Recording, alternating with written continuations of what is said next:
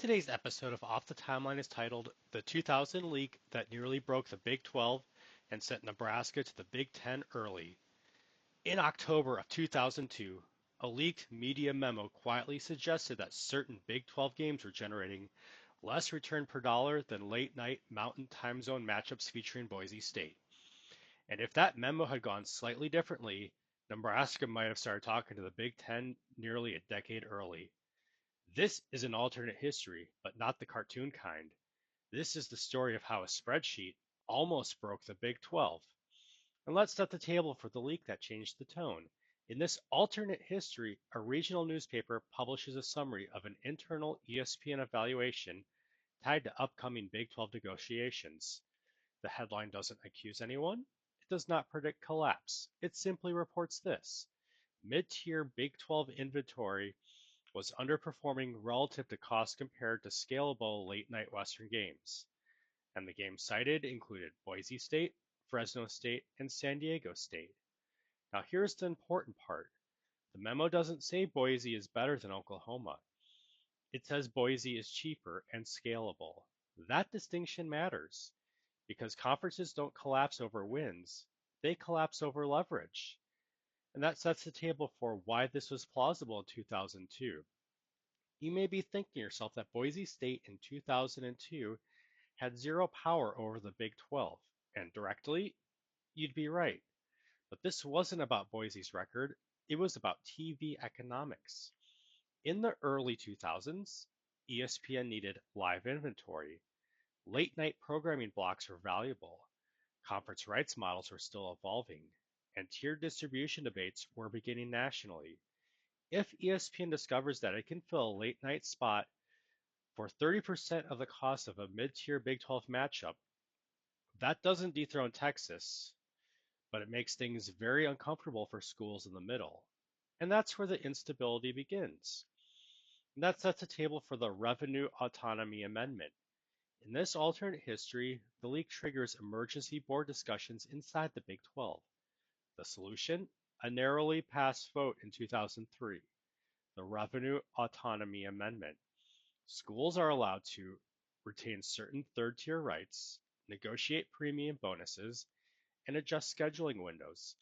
It sounds administrative, but it's devastating because it formalizes inequality. Now the Big 12 isn't just geographically split, it's economically split. Southern Revenue Core, Northern Identity Block, and suddenly schools start asking very uncomfortable questions. And that sets the table for Nebraska feeling the impact. In 2002 to 2004, Nebraska is still nationally relevant, still culturally tied to the old Big Eight, and still proud. And you may be thinking yourself that Nebraska wouldn't even consider leaving that early. And officially, they wouldn't. But exploratory conversations, under revenue strain, under identity discomfort, that's completely plausible. This leak doesn't force Nebraska out, it makes them ask, are we building around Texas or are we being absorbed by Texas? And that question is dangerous. And that sets the table for the Northern Bloc anxiety.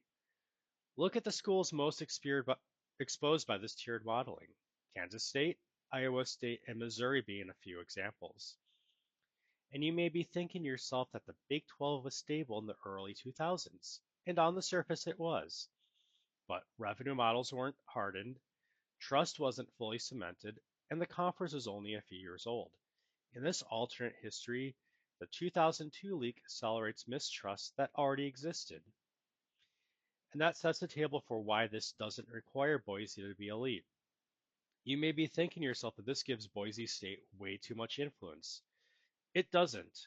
Boise State is not conquering anything. They're a proof of concept. They represent cheap mountain inventory, late night scheduling leverage, and scalable TV experimentation. They don't break the Big 12, they expose replacement value.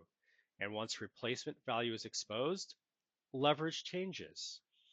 And that sets the table to the Big Ten whisper in 2004. And you may be thinking to yourself that the Big Ten wouldn't be interested in Nebraska yet. And publicly, no.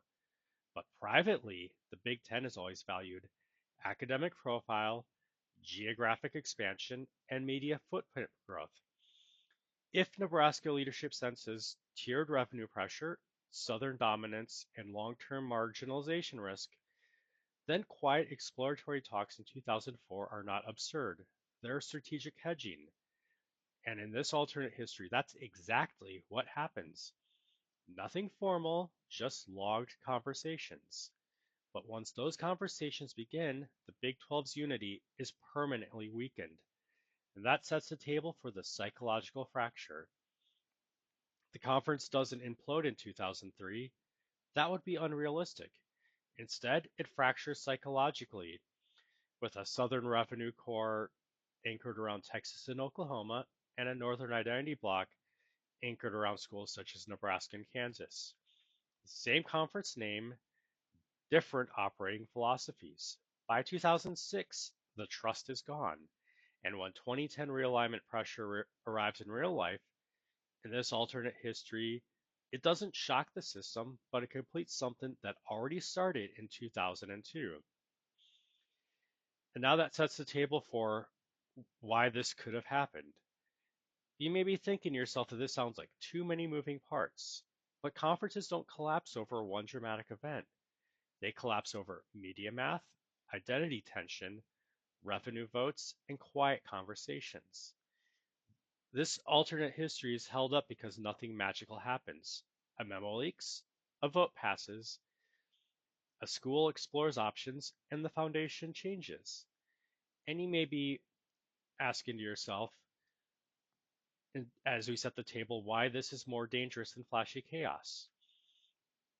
It, while a alternate history where Boise wins championships and topples giants, you know, could be interest is definitely different from today's world. It's not the most interesting.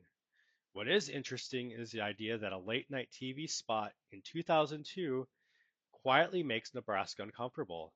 That's economic inevitability chaos, and that's much harder to argue against.